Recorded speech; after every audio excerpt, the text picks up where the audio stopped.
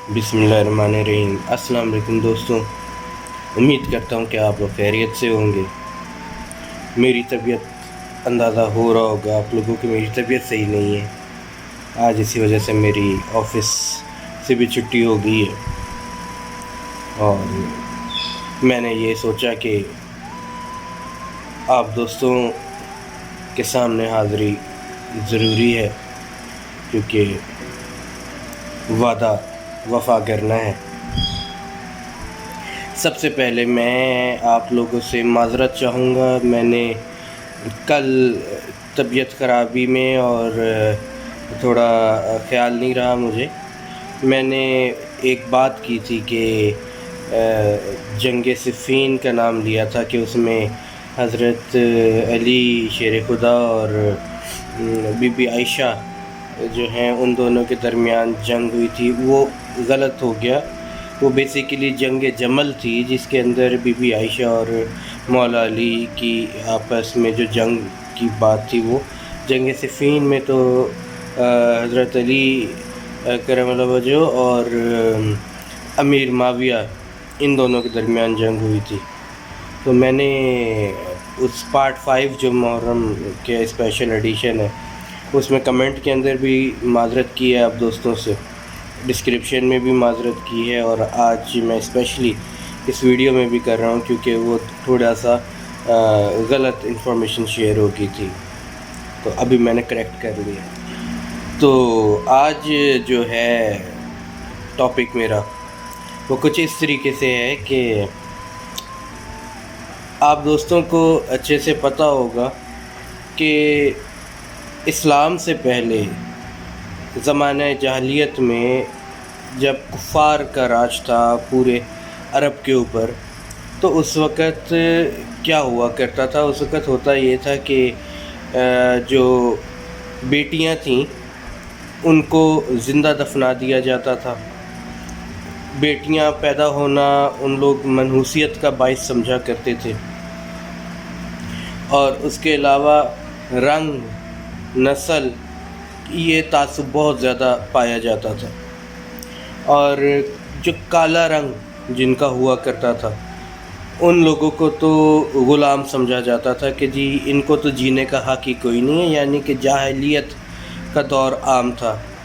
जिस वक़्त रसूल खुदा सल्लल्लाहु अलैहि वसल्लम जो हैं उन्होंने नबूवत का ऐलान किया, और इस्लाम के फैलने की एक वजह ये भी थी कि इस्लाम ने ये रंग नस्ल का तासुब, रंग नस्ल की इन सब चीज़ों से बालातर होकर सबको अल्लाह ताला की एक मखलूक, और जो कि हकीकत है, सब अल्लाह की मखलूक हैं, सब अल्लाह ताला के पैदा किए हुए हैं। कोई गोरा है, कोई काला है, कोई सांवला है, कोई किसी भी रंगत का है, किसी भी नस्ल का है, सबको अल्लाह ताला ने पैदा किया है और सब ने अल्लाह के पास ही लौट कर जाना है। हम सब अल्लाह की मखलूक है, तो किसी को किसी पे कोई इम्तियाज़ हासिल नहीं है अकॉर्डिंग टू इस्लाम। यही चीज़ अगर भारत जो है सो कॉल्ड सेक्युलर स्टेट कहलाती है, जो कि सबके सामने उसका चेहरा बेनकाब हो चुका है अब तो वहाँ पर भी इनके जो हिंदू मत के अंदर इनकी नस्लें चल रही होती हैं, इनकी ज़ात पात का सिस्टम चल रहा होता है, जिसमें वो ब्राह्मण, खश्तरी और शूदर ये लोग कहते हैं सबसे ज़्यादा घटिया अपनी ज़ात को। उसके इनके यहाँ तो ये भी है कि शूदर, जैसे कि अब हमारा तो कुरान पाक है ना, हमारी किताब, इनके यहाँ कोई वो गीता है कोई इनकी बुक, अब वो उसको हाथ भी नहीं लगाने देते शूदर को, मतलब वो मंदिर में नहीं जाने देते उसको, उनकी इबादत गाह है उनकी, उसमें शूदर को नहीं इंटर होने देंगे। क्यों? क्योंकि जी ये जी नीच ज़ात का है। तौबा, मतलब इतनी ज़्यादा भेदभाव, इतना ज़्यादा भेदभाव तो ये हिंदुओं के अंदर है ये चीज़। काले रंग के ऊपर स्टिल बहुत ज़्यादा अपने आप को सुपर पावर चीख रहा होता है, जबकि सुपर पावर अल्टीमेटली अल्लाह ताला ही है। लेकिन अमेरिका जो इस दुनिया के ऊपर सुपर पावर के नारे लगा रहा होता है, वहाँ पर देख लें, अभी पिछले दिनों वाक़यात हुए हैं वहाँ पर कि कोई काले रंग का कोई था बंदा, जो वहाँ पर भी बहुत ज़्यादा तासुब है। ये जो सफ़ेद रंग के, गोरे रंग के हैं ना, ये लोग सोचते हैं कि अमेरिका उन्हीं का है। تو جو ڈارک کلر کے لوگ ہیں، جو بلیک کلر کے لوگ ہیں، ان لوگوں کو جو ہے دوستوں کسی حساب میں ہی نہیں رکھا جاتا. نوکریاں ان کو بڑی مشکل سے ملتی ہیں. وہ بیچارے اپنی زندگی گزارنے کے لیے چوری چکاری اور ان سب چیزوں میں ہی وہاں پر چل رہے ہوتے ہیں. غرض یہ کہ بہت زیادہ بھید بھاؤ ہے وہاں پر بھی نا، رنگ کا، نسل کا. تو ابھی پچھلے دنوں ایک واقعہ بھی بہت زیادہ عام ہوا تھا کہ جی پولیس والوں نے وہاں پر کوئی تھے، انہوں نے جناب وہ بلیک کوئی تھا، مجھے نام نہیں اس بندے کا پتہ، تو شور بہت ہوا تھا، آپ دوستوں کو پتہ ہی ہوگا، سوشل میڈیا پہ بھی ہر کوئی شور کر رہا تھا. اس کو مار دیا، تشدد کر کے مار دیا. کیونکہ صرف اس کا رنگ کالا تھا. کیا چل رہا ہے اس دنیا میں؟ آپ نے دیکھ لیا ویسٹرن کلچر جو اپنے آپ کو بہت تہذیب یافتہ کہتا ہے، جیسے میں کل بھی کہہ رہا تھا، کل بھی ان کی کلئی کھولی ہے میں نے کہ تہذیب کتنے تہذیب یافتہ ہیں. آج بھی آپ لوگوں کو یہ واقعہ بتا رہا ہوں، دیکھ لیں کتنے تہذیب یافتہ ہیں ویسٹرن کلچر والے، جنہوں نے رنگ کے بیس کے اوپر ایک بندے کو اس دنیا سے ہی ختم کر دیا تشدد کر کے. اور دوسری طرف یہ بھارت، یہ بھی اپنے آپ کو بہت زیادہ ماڈرنائز، بہت زیادہ وہ کہتے ہیں. یہاں پر نسل اور رنگ کے اور قومیت اور مذہب کے بیس پر کیا کچھ ہو رہا ہے، کشمیریوں کے ساتھ کیا کچھ ہو رہا ہے. کیونکہ وہ مسلمان ہیں، ٹھیک ہے. اور اپنے ہندو ذات کے اندر ان لوگوں سے، ہندو مذہب کے اندر کیا کر رہے ہیں کہ شودر ہے وہ ان کی عبادت گاہ میں انٹر نہیں ہو سکتا، ان کی عبادت کی کتاب کو ہاتھ نہیں لگا سکتا، ورنہ مار دیتے ہیں اس کو. کیا چل رہا ہے؟ صرف دوستوں ایک مذہب ہے اسلام.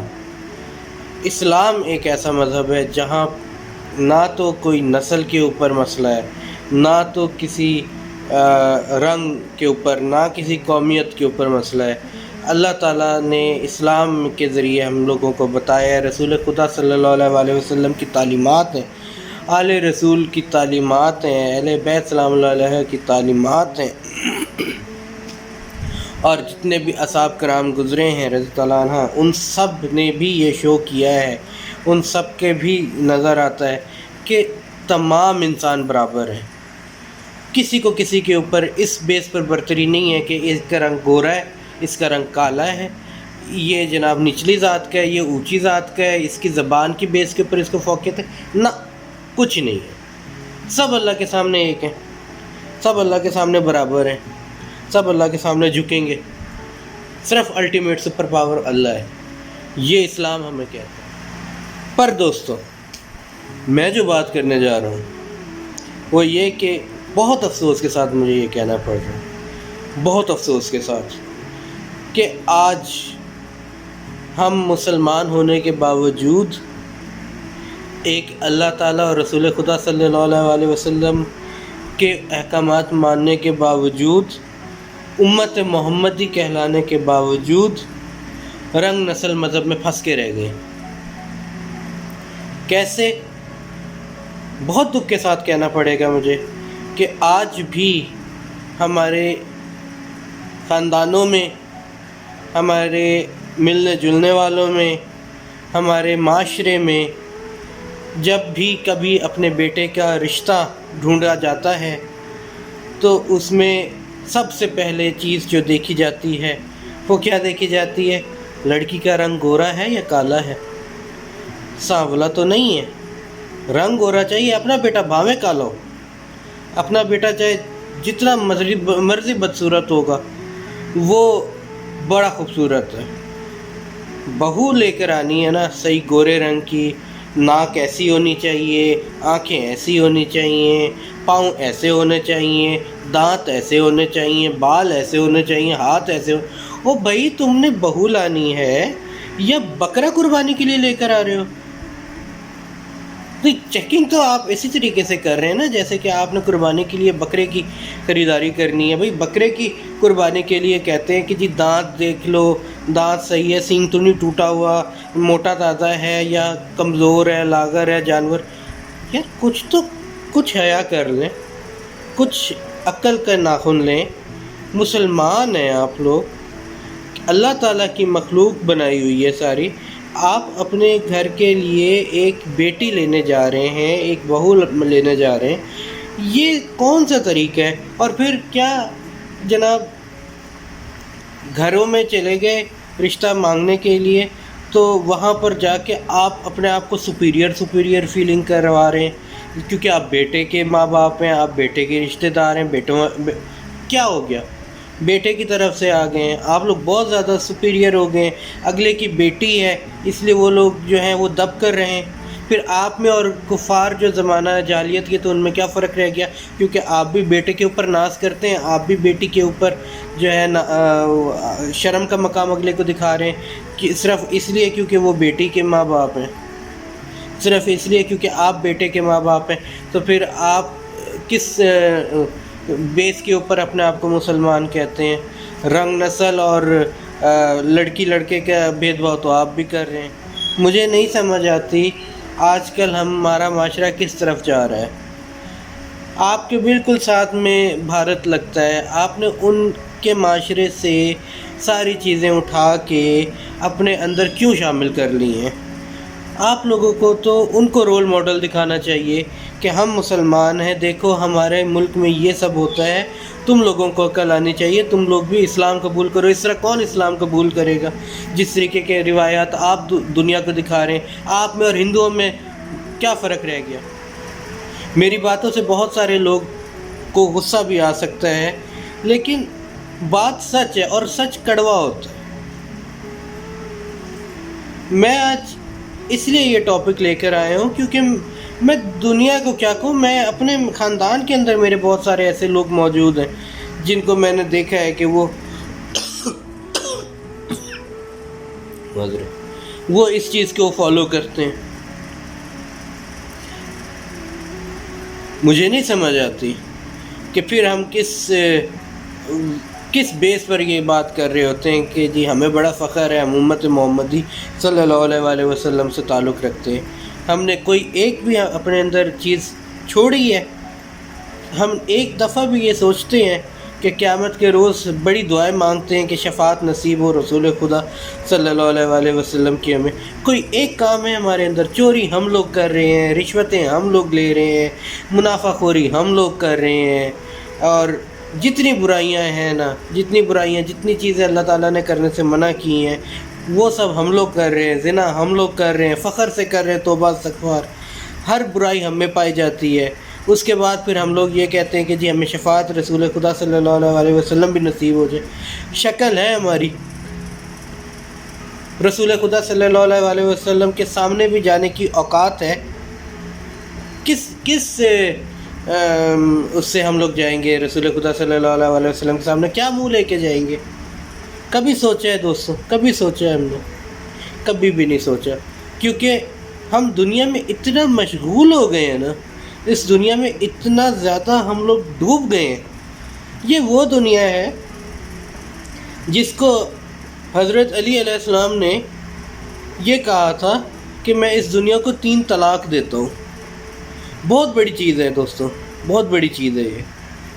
ہم نے نہ تو کچھ رسول خدا صلی اللہ علیہ وسلم کی تعلیمات سے سیکھا ہے، نہ اہل بیت کی تعلیمات سے سیکھا ہے، نہ اصحاب کرام کے جو اعمال ہیں ان سے کچھ سیکھا ہے۔ ہم جو ہیں بس شیطان کے بہکانے میں آ کر اور آس پاس کی جو دوسری قومیں آباد ہیں ان کے رنگ میں ایسا رنگے گئے ہیں کہ ہم بہت افسوس کے ساتھ کہنا پڑ رہا ہے ہم وہ تمام تعلیمات کو بھلا چکے ہیں۔ ہم صرف نام کے مسلمان ہیں۔ میں نے اس دن بھی یہی بات کی تھی، آج بھی یہی کہوں گا، ہماری صرف ایک خوش نصیبی ہے کہ ہم مسلمان گھر میں پیدا ہوتے ہیں اور ہم بائی برتھ مسلمان، ہم نصیب ہوتا ہے، ہمیں کلمہ نصیب ہوتا ہے۔ ہمیں دوستوں وراثت میں مسلمان پناہ ملا، نہ ہم ترجمے سے قرآن پڑھتے ہیں کہ ہمیں پتہ چلے کہ اللہ تعالیٰ نے کہا کیا ہے، نہ ہم نے رسول خدا صلی اللہ علیہ وسلم کی تعلیمات پر کبھی عمل کرنے کی سوچی ہے۔ بس ایسے ہی بولتے رہتے ہیں سنت رسول صلی اللہ علیہ وسلم پر عمل کرو، سنت رسول صلی اللہ علیہ وسلم پر عمل کرو، لیکن کبھی کوئی توجہ نہیں دی ہم نے اس چیز کے اوپر۔ اور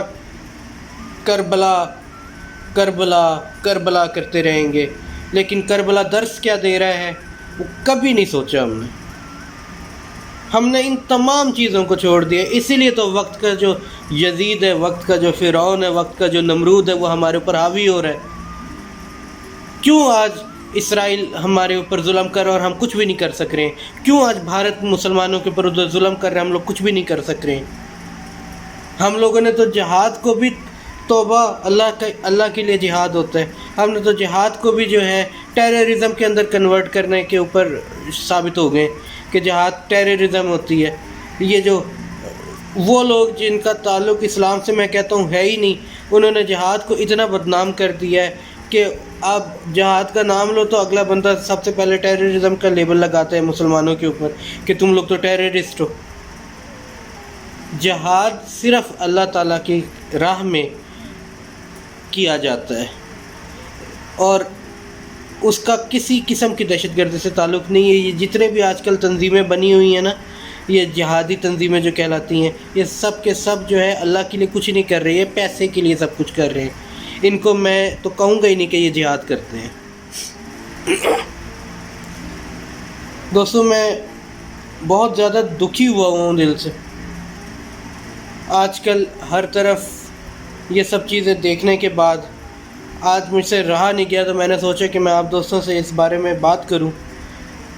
میری بات اگر کسی کو دل دکھا ہو تو اس کے لیے میں معذرت چاہتا ہوں، لیکن دوستوں بات سچی ہے۔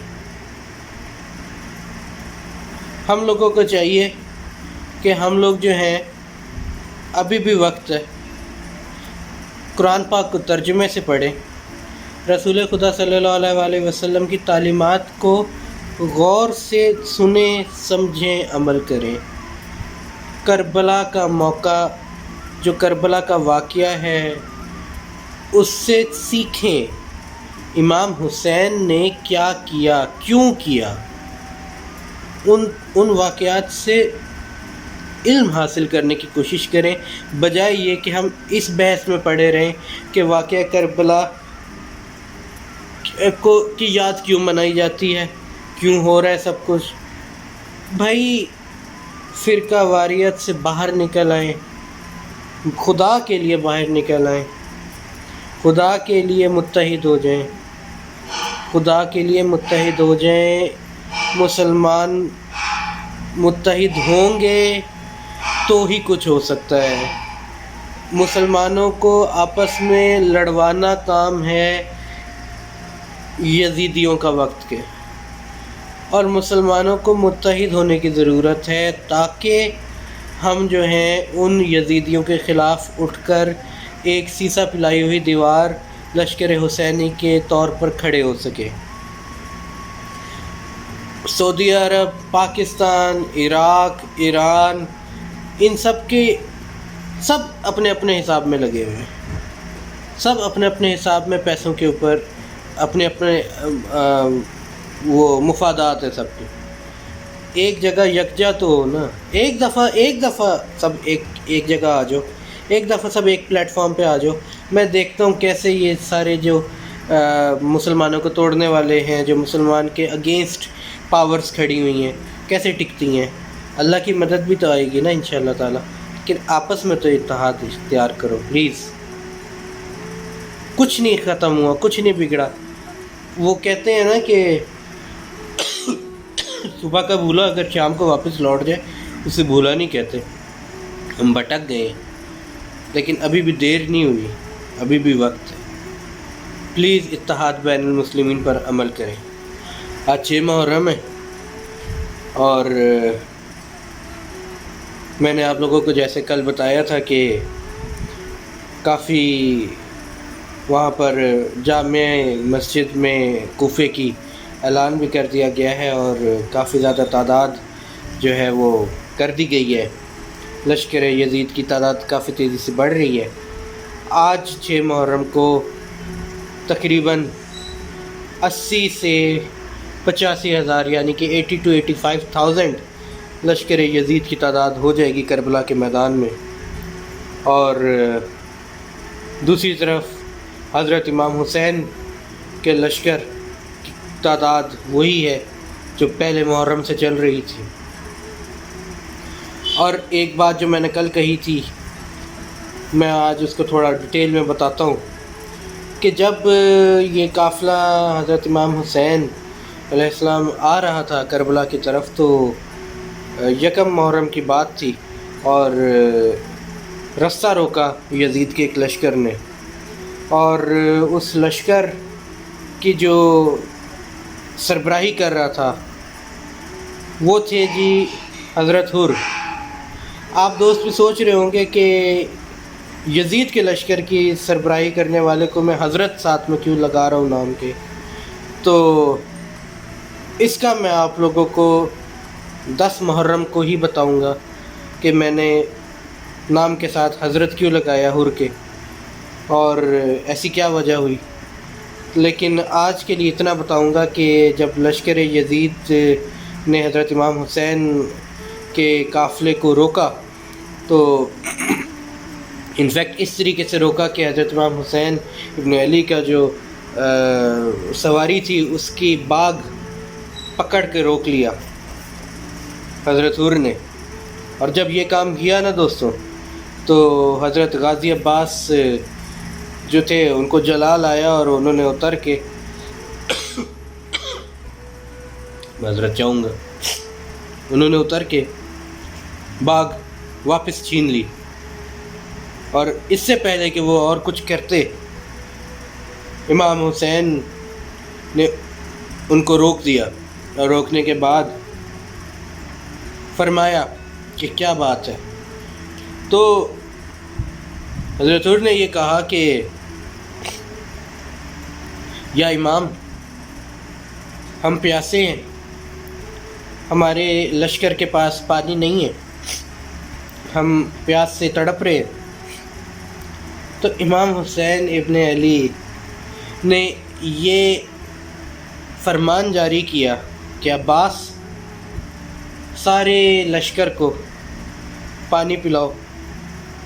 اور دوستوں، صرف انسانوں کو ہی نہیں، امام حسین کے قافلے نے لشکر میں موجود تمام جانوروں کو بھی پانی پلایا، اچھے سے سیراب کیا۔ یہ ہوتا ہے فرق حسینیوں میں اور یزیدیوں میں۔ آج 6 محرم ہے، آج تک تو پانی بند نہیں ہوا، لیکن پانی کے کنارے سے ہٹوا دیے گئے تھے خیمے۔ لیکن جس وقت لشکر یزید امام حسین کے قافلے کے پاس پہنچ کے پانی کے سوال کرتا ہے تو یہ اہل بیت کی شان ہوتی ہے کہ انہوں نے نہ صرف لشکر یزید کے انسانوں کو پانی پلایا بلکہ ان کے جانوروں کو بھی پانی پلوایا، لمیٹڈ پانی ہونے کے باوجود۔ اور کل 7 محرم جہاں سے اصلی کربلا کے مصائب اسٹارٹ ہوتے ہیں، مشکلات اسٹارٹ ہوتی ہیں، اس کے بعد یہ کسی کے سامنے ڈھکی چکی بات نہیں ہے کہ پانی یزیدیوں نے بند کر دیا۔ کس طرح اور کیا کچھ ہوا اس کے بعد، یہ میں انشاءاللہ کل آپ دوستوں کو بتاؤں گا۔ آج کے لیے اتنا کافی ہے، مجھے اجازت دیجیے۔ تو ہماری ویڈیو آج کی آپ کو پسند آئی ہو تو لائک کر دیجیے، شیئر کر دیجیے، کمنٹس کر دیجیے، اور ہمارے چینل کو سبسکرائب ضرور کیجیے گا۔ اپنا بہت زیادہ خیال رکھیے۔ اگلی دفعہ تک کے لیے اجازت چاہوں گا۔ اللہ حافظ۔